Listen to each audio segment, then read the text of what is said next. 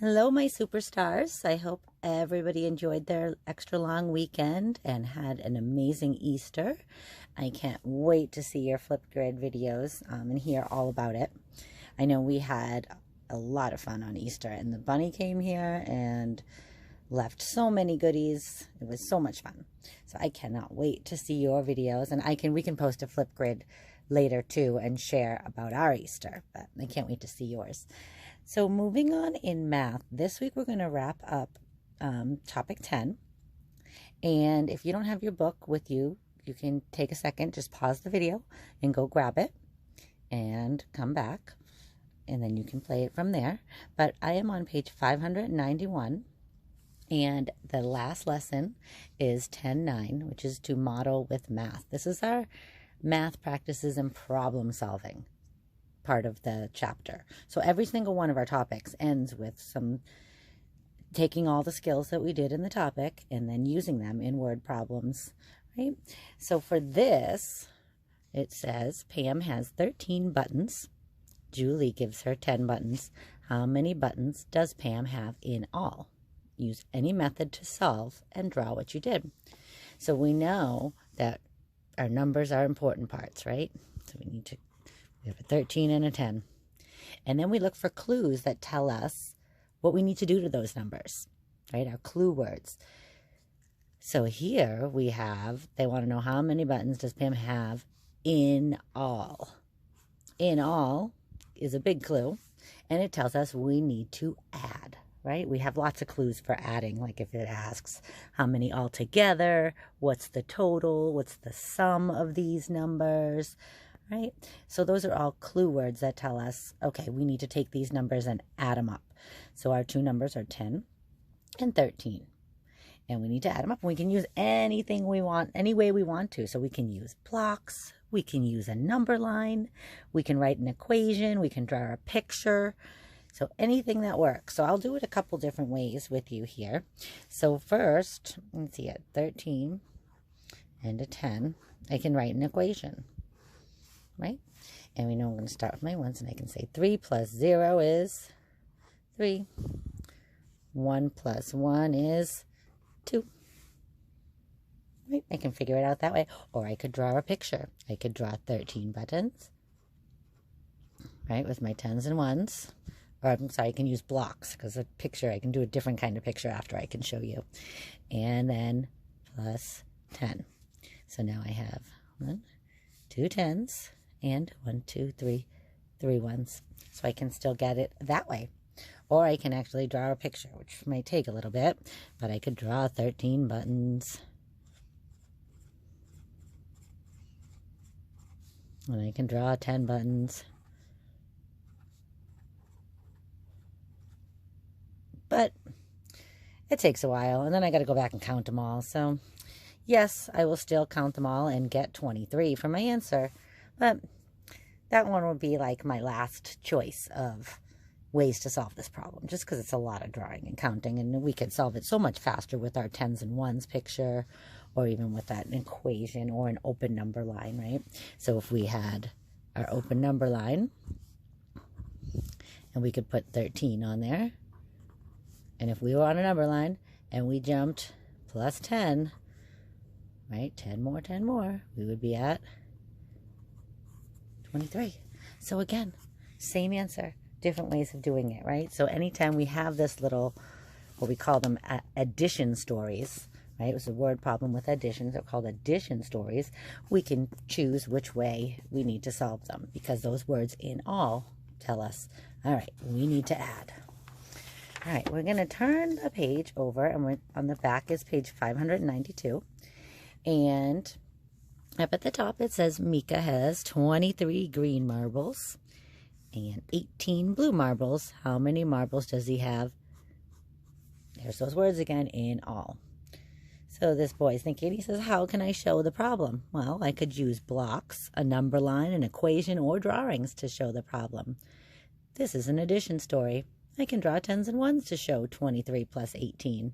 It's a good choice. That's what I would have chosen too, right? So you see he drew 23 with blocks, and then he drew 18 with blocks. So when he did this, and he started adding his ones, he realized he had too many ones. So he had to make a 10, right? So when he would take the ones, and he took them and took 10 of them and drew that big circle around them like we did in our last lesson. And then there's one left. So now we have 1, 2, 3, 4 10s and only one 1, right? So that's how he solved that one.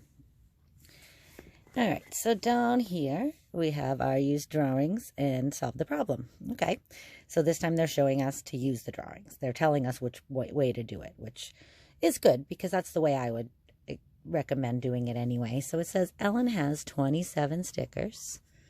Her brother gives her 26 stickers. So what's happening in the story? She has some and she's getting more. So that's a big clue right there to add. And then if you didn't pick up on that clue, it then says, how many stickers does Ellen have in all? There's the second clue there. Right? So they drew the picture. They drew 20 and 7, 2 10s, 7 ones. And they drew 26, 2 10s, 6 ones.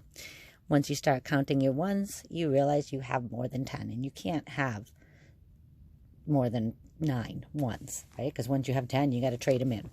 So they circled the 1, 2, 3, 4, 5, 6, 7 of these, and then 3 from this side. And all together, that gives us another 10. So now we have 1, 2, 3, 4, 5 10s, and we have 1, 2, 3 ones left over. And then we can write our problem in, right? So our problem was 27. They already did our plus sign. The number was 26. And then what did we get for an answer? We got 53. Okay. All right. So once you move on to page 593 on your own, it's the same thing.